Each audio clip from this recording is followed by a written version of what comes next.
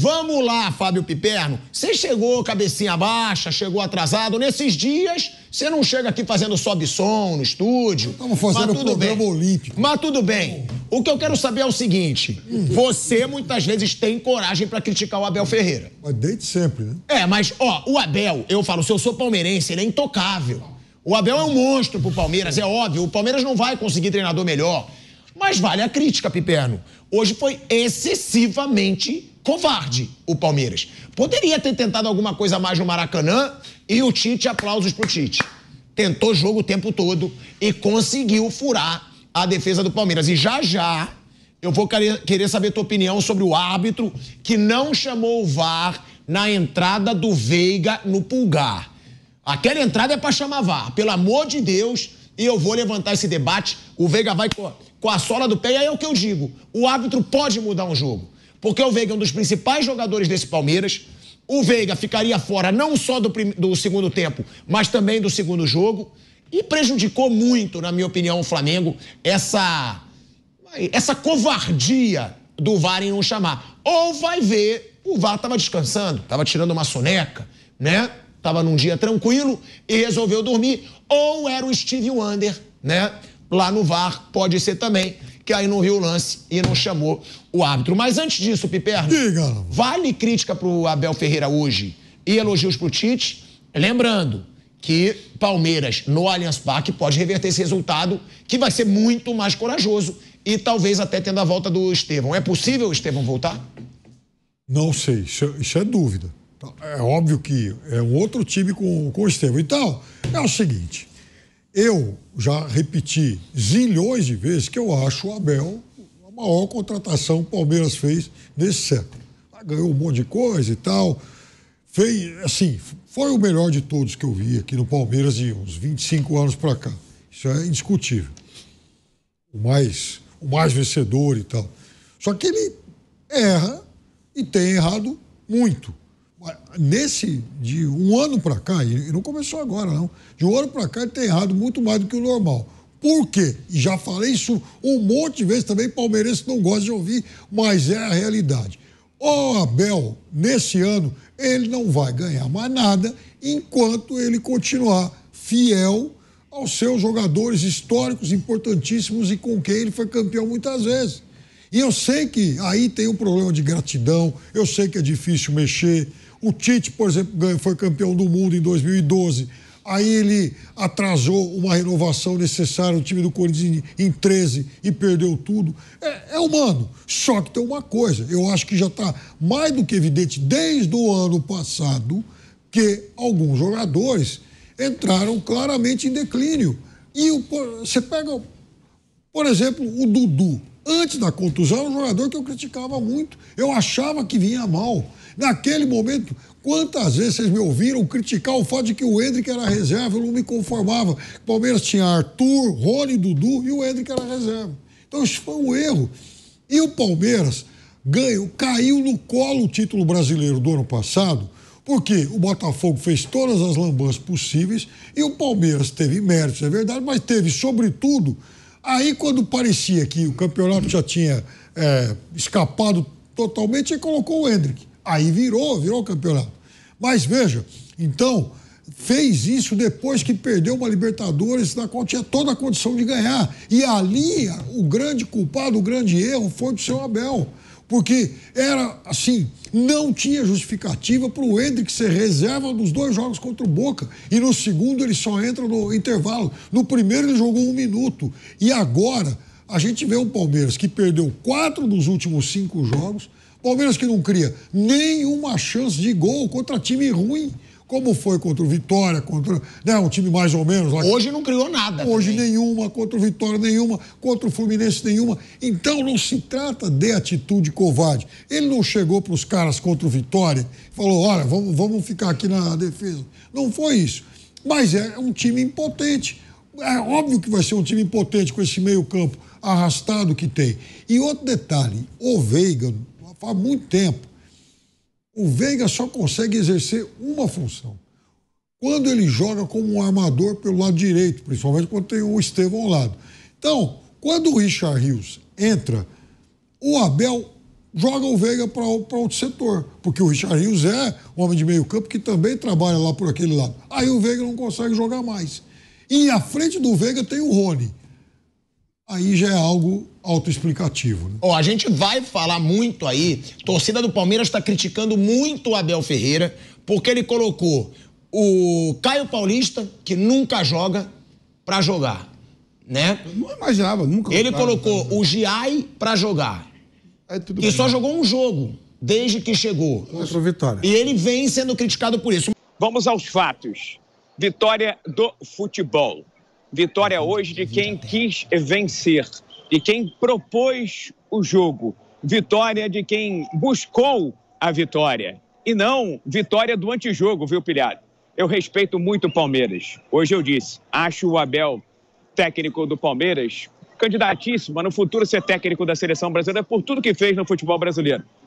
Palmeiras é enorme, Palmeiras é grande, é gigante, tem jogadores de muita qualidade. Mas hoje aqui no Maracanã, foi um time que se acovardou, praticou o antijogo, inclusive com o goleiro Everton, tentando ganhar segundos, minutos na reposição de bola. O Palmeiras é muito maior do que isso. E eu não consigo entender essa gestação, essa administração, melhor dizendo, de elenco, em que você poupa o time titular no sábado e vem jogar desse jeito aqui no Maracanã, negligenciando a bola, negligenciando o futebol. Você vai fazer um esforço de memória, Pilhado, para lembrar de uma finalização do Palmeiras, que se livrou hoje aqui no Maracanã de ser eliminado no primeiro jogo. Tem um jogo de volta, mas por muito pouco não leva 3-4 hoje aqui no Maracanã, Pilhado.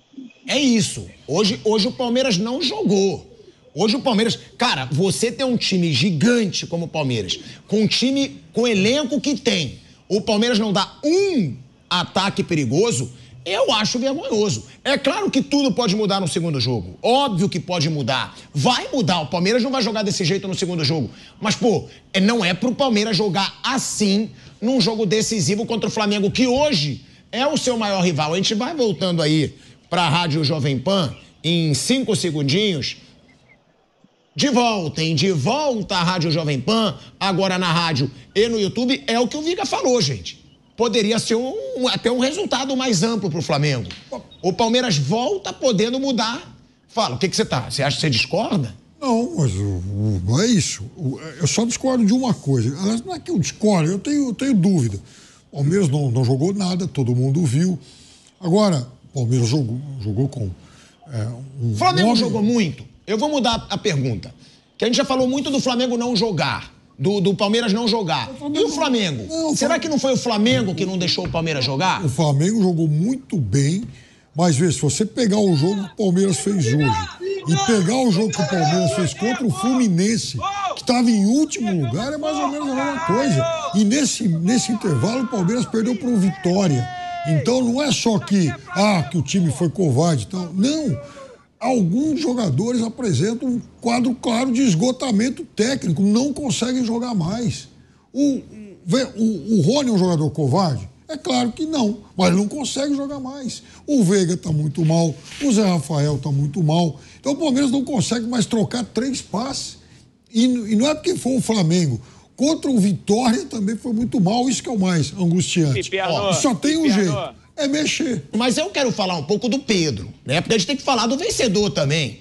Tem que falar da onda rubro-negra que passou no Maracanã, né? E aí o Piperno já veio fazer o desabafo dele palmeirense.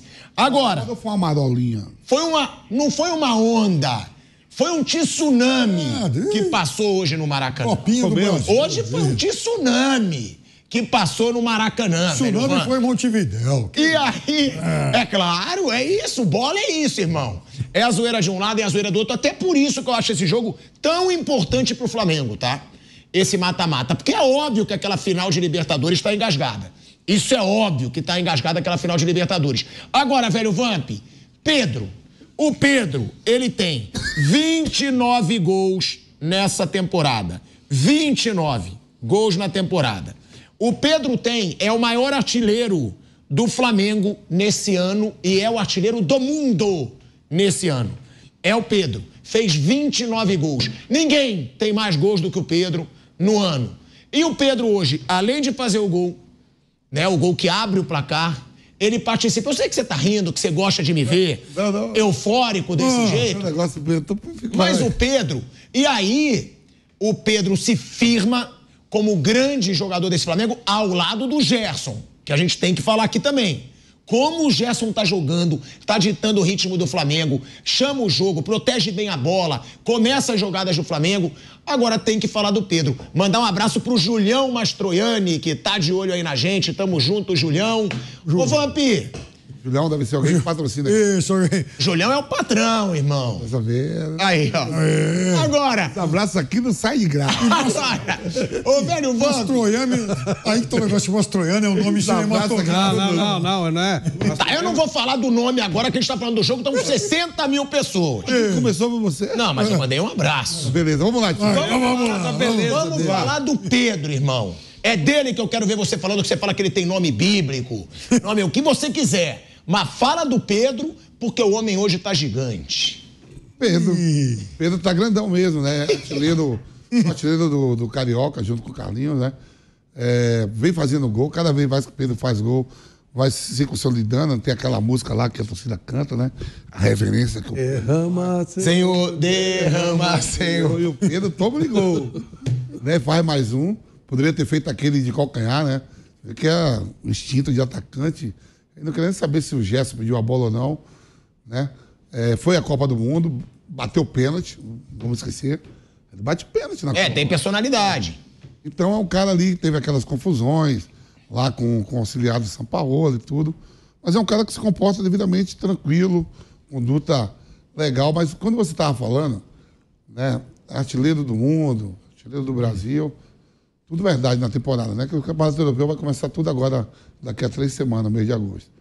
Mas eu estava pensando, fantasiando, né? Flávio, eu vi o primeiro tempo em casa, no Ninho, né? Tava vendo o jogo do Atlético e CRB primeiro, que foi às 17 horas, o Atlético Mineiro tomou logo um susto, com menos de 10 minutos, tomou 2. Aí eu vi o primeiro tempo, o segundo tempo eu venho escutando, né? Pela nossa querida Rádio Pan aí, força total no mundo todo, em todas as plataformas. Eu tava pensando assim, imaginando, quando o Flamengo foi no segundo, eu digo, já pensou o segundo jogo aqui, Flávio? 2-0 Palmeiras, vai pros pênaltis. Ah, não, para. O último que vai bater é Gabigol.